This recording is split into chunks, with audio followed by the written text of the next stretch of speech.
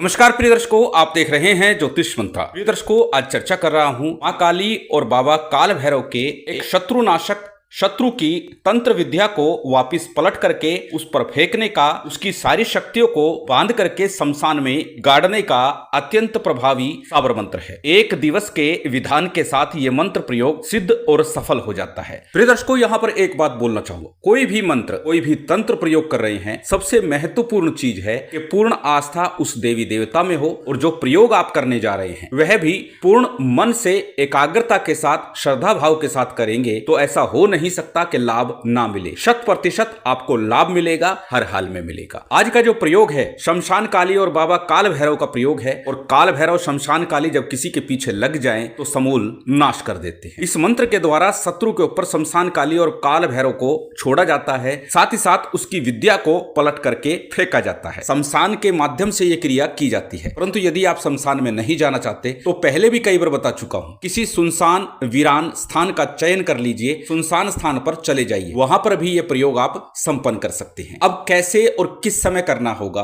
किस सामग्री के साथ करना होगा, किस दिन करना उचित होगा, बेहतर होगा, यही सब चर्चा आज के इस वीडियो में है। प्रिय दर्शकों, जब शत्रु मर्दन की बात हो तो बार बार एक प्रार्थना करता हूं, छोटी छोटी बातों को लेकर मन मुटाव हो गया है या रिश्तों में तनाव आ गया है, तब ऐसे प्रयोग करना बिल्कुल ही जायज नहीं है। इससे आपको भविष्य में पछताना होगा। शत्रु वो जो आपके मान सम्मान को हानि पहुंचा रहा हो, समाज में, परिवार में जीना दूभर कर दिया हो, या फिर आपके जीवन पर संकट आ गया है, यदि उसके कारण ऐसा हो रहा है, आपका खुद का जीवन दांव पर लग गया है, तो आप उसे शत्रु माने। छोटी छोटी बातों को लेकर जो कलह विवाद हो जाते हैं उन्हें हम शत्रुता ना समझे कि देर सवेर कहीं ना कहीं वो मन मुटाव दूर होंगे और फिर पछताने के अलावा कुछ भी नहीं रह जाएगा। तो चलिए बात करते हैं आज के प्रयोग की। सबसे पहले हमेशा की तरह बात करेंगे साधना प्रयोग के लिए प्रयोग की जाने वाली सामग्री की। सामान्य सी पूजन सामग्री जिसमें अक्षत, पुष्प, धूप, दीप, नैवेद्य, फल, फूल, मिष्ठान जो भी आपके पास है, जो उपलब्ध है, वो रख लीजिए। मुख्य रूप से जो सामग्री है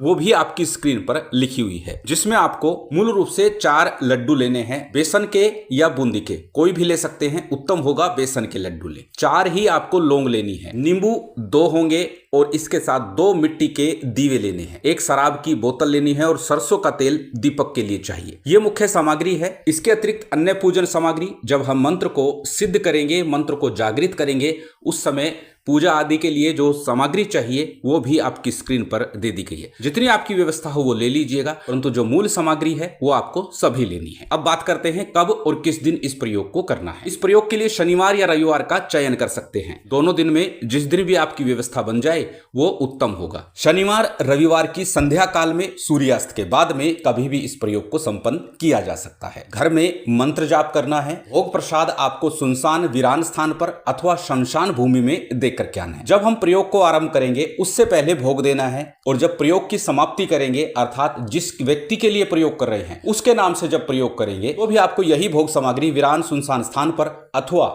शमशान भूमि में दे करके आनी है। अब कैसे मंत्र का विधान करना है और कौन से मंत्र का विधान करना है जिसके माध्यम से हम इस प्रयोग को संपन्न कर सकते हैं। तो जिस दिन भी इस मंत्र का विधान करने जा रहे हैं, सबसे पहले भोग सामग्री आपको दे करके आनी है। कौन सी भोग सामग्री, एक पुनः दोहरा देता हूं, 4 लड्डू, 4 लौंग, नींबू 2 मिट्टी के दीवे, सरसों का तेल, सिंदूर और चाकू। चाकू किस लिए? नींबू को काटने के लिए। यह सामग्री लेकर के वीरान सुनसान स्थान पर अथवा शमशान भूमि में चले जाइएगा। शराब की बोतल साथ लेकर जाइए। अब वहां जाकर के दक्षिण मुख होकर के आपको बैठ जाना है। कोई भी स्थान का चयन कर लीजिएगा, वहां दक्षिण मुख होकर आप बैठ जाइए, अर्थात जब आप ये प्रयोग कर रहे हो तो आपका मुंह दक्षिण दिशा की तरफ हो। सबसे पहले भूमि को थोड़ा साफ कर लीजिए, दोनों दीपक लगा लीजिए, दीपक में तेल भर दीजिए, लंबी बत्ती का दीपक आपको प्रयोग करना है। 2 नींबू हैं, दोनों को 4 भागों में बांटिए, दीपक की लो के पास ही उसे रख दीजिए। लड्डू में लौंग लगा दी है, 4 लड्डू है, 4 लौंग है, 4 लौंग प्रत्येक लड्डू में लगा दीजिए। 2 माता काली के लिए और 2 बाबा भैरव के लिए ये लड्डू आपको जोत के पास ही रख देने हैं। नींबू के ऊपर थोड़ा सिंदूर लगाइएगा 4 टुकड़ों में करने के बाद में, और उसके बाद शराब से दीपक के दोनों तरफ धार दे दीजिएगा। धार लगा करके शराब गिरा दीजिएगा और बोतल को वहीं खुला छोड़ करके आ जाइएगा। इस प्रकार ये भोग देने के बाद में आपको साधना आरंभ करनी है, जो मंत्र है उसकी साधना। अब क्या करना है, घर में उत्तर, पश्चिम अथवा दक्षिण दिशा दिशा में मुख करके बैठ सकते हैं। कहने का अभिप्राय पूर्व दिशा को छोड़कर किसी भी दिशा में मुख किया जा सकता है। अपने सामने चौकी पट्टे पर काला अथवा लाल रंग का वस्त्र बिछा लीजिए। माँ काली और भैरव का चित्र स्थापित कर लीजिए। सरसों के तेल का एक दीप प्रज्वलित कर लीजिए कर्म साक्षी के रूप में। सबसे पहले थोड़ा शुद्धि आचमन, उसके बाद में दीप प्रज्वलित करके दाहिने हाथ में संकल्प के लिए अक्षत पुष्प जल इत्यादि ले लीजिएगा। सबसे पहले अपना नाम बोलिएगा, गोत्र बोलिएगा, उस दिन का तिथि वार नक्षत्र बोलिएगा, फिर अपनी कामना मनोकामना बोलिएगा कि मैं शत्रु से परेशान हूं, पीड़ित हूं, शत्रु द्वारा तंत्र से परेशान हूं, उसके तंत्र को मुझ पर से हटाकर उल्टा उसी पे डाल दीजिए। अर्थात जो भी आपकी कामना है, भावना है, वो आपको संकल्प में बोलनी है। संकल्प के उपरांत में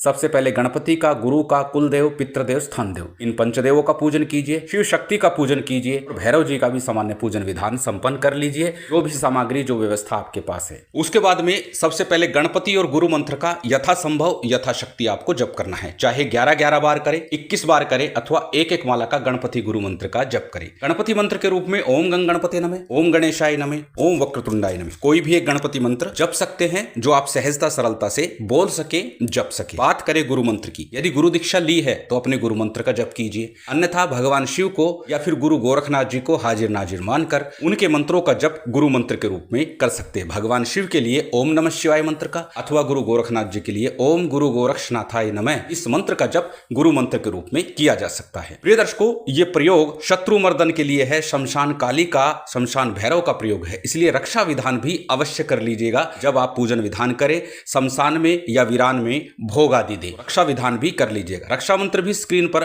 दे दूंगा, उन रक्षा मंत्रों का प्रयोग बेझिझक कर सकते हैं, पूर्णतः सिद्ध है, जागृत है, बिना सिद्ध किए ही वो प्रयोग किए जा सकते हैं और निश्चित ही उसका प्रभाव मिलता है, लाभ मिलता है। जब आप गणपति गुरु मंत्र का जप कर ले, उसके बाद आज का जो मूल मंत्र है इसका आपको 11 माला का जप करना है। अब ये आप पर निर्भर है, एक ही दिन में 11 माला जप करेंगे अथवा नित्य 1 माला 3 माला जप करेंगे। कहने का अभिप्राय पूर्ण रूप से 11 माला का जप आपको करना है, चाहे 1 दिन में करें, 3 दिन में करें, 5 दिन में करें, चाहे 7 दिन में करें। ये आप पर निर्भर है कि 11 दिन में पूर्ण करेंगे या 1 दिन में पूर्ण करेंगे। मंत्र अत्यंत सरल आपकी स्क्रीन पर है, स्क्रीनशॉट ले सकते हैं, किसी कॉपी नोटबुक में नोट कर सकते हैं। मंत्र को एक बार बोल करके बता देता हूं। मंत्र इस प्रकार है।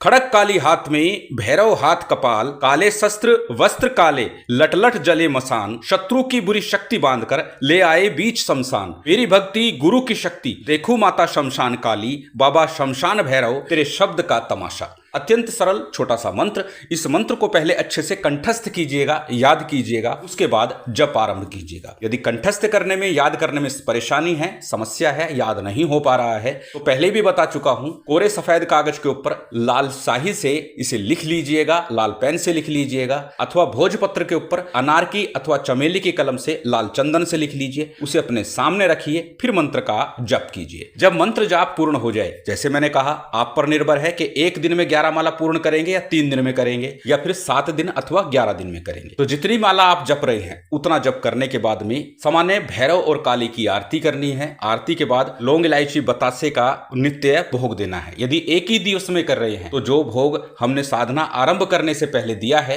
शमशान भूमि अथवा वीरान स्थान पर, वही भोग आपको रख लेना है और फिर जब साधना पूर्ण हो जाए तो इस भोग को ले जाकर पुनः शमशान भूमि वीरान स्थान पर देकर के आना है। 11 दिन की साधना कर रहे हैं तो 11वें दिन देना है, 3 दिन की साधना कर रहे हैं तो तीसरे दिन देना है। अब जानते हैं इस मंत्र का प्रयोग हम कैसे करेंगे। अत्यंत सरल प्रयोग है। जिस व्यक्ति के लिए आप ये प्रयोग करना चाह रहे हैं उसके नाम से संकल्प लेकर के यदि आपने किया है तो अन्य प्रयोग करने की आवश्यकता है ही नहीं। यदि आप साधक हैं, दूसरों के लिए भी कार्य कर रहे हैं, तो फिर आप सामान्य मंत्र का जप करते हैं और उसके बाद जब किसी को प्रयोग कराएंगे तो इस मंत्र का 11 बार जप करेंगे। फिर इस सामग्री को आपको उस व्यक्ति के ऊपर से वार करके शमशान भूमि में अर्पित करके आना है। जैसे कि बताया है, दीप प्रज्वलित करके, नींबू को काट करके, लड्डू को रख करके, शराब को, मदिरा को गिरा करके आपको यह भोग देना है। प्रिय दर्शकों, एक बार पुनः याद दिला दूं, सभी कुछ लिखित रूप में दिया जाता है, इसलिए आप लिखित रूप को भी देख लीजिए यदि कोई चीज समझ में नहीं आ रही हो, जिससे कि आपको पूर्णतः स्पष्ट हो जाए क्या करना है और कैसे करना है। और पूर्ण वीडियो को देखा करें, उसके बाद प्रश्न किया करें। मंत्र भी लिखित में दिया जाता है, सभी विधान भी लिखित में दे रहा होता हूं, उसके बाद भी प्रश्न आता है कि मंत्र कौन सा है और कैसे करना है, किस दिन करना है। तो कृपा करके वीडियो को पूर्ण रूप से देखें, ध्यान से सुने और ध्यान से उसे देखें, उसके बाद ही प्रश्न करें। यदि आप वास्तव में शत्रु से पीड़ित हैं तो इस प्रयोग को करके आजमा सकते हैं, निश्चित आप अपने शत्रु से